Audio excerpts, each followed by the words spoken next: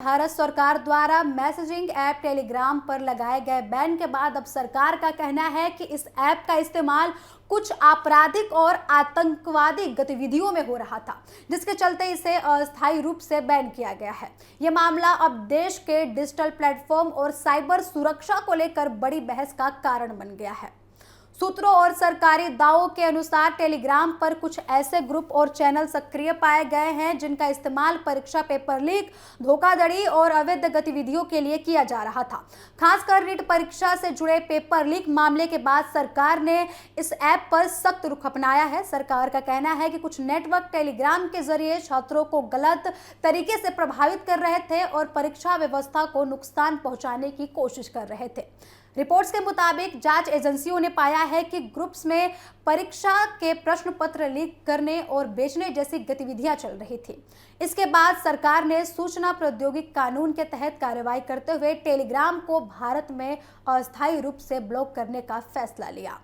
सरकार का यह भी कहना है कि टेलीग्राम जैसे प्लेटफॉर्म पर बड़ी संख्या में यूजर्स होते हैं और इसके बड़े ग्रुप्स के कारण अपराधियों को छिपने में आसानी होती है। इसी वजह से इन पर निगरानी और नियंत्रण चुनौतीपूर्ण हो जाता है। वहीं इस फैसले के बाद टेलीग्राम ने भारत सरकार के कदम को अदालत में चुनौती भी दी है। कंपनी का कहना है कि ये बैन लाखों भारतीय यूजर्स के अधिकारों का उल्लंघन करता है और इससे अभिव्यक्ति की स्वतंत्रता पर असर पड़ता है।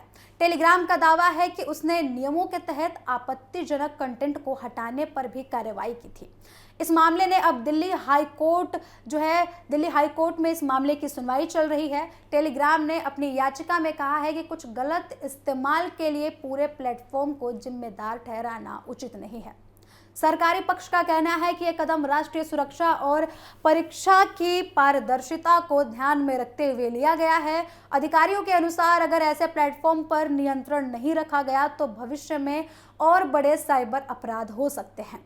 इस पूरे विवाद ने भारत में digital regulation, social media platform की जिम्मेदारी और साइबर सुरक्षा जैसे मुद्दों को फिर से चर्चा में ला दिया है।